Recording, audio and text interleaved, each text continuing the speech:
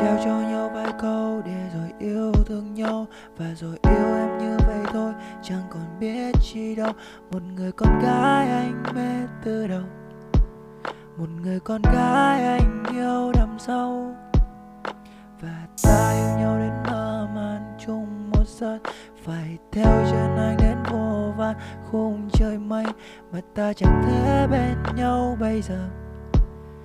Chẳng biết nói sao đây, giọt sương long lanh ngừng rơi, trời mây lại khiến tôi mơ về em, và những nhớ nhung về đêm đành đem vào sâu hết trong lòng thôi.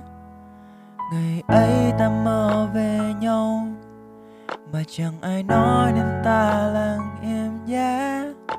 Người muốn kết thúc như vậy sao, chẳng lẽ cứ vứt hết đi.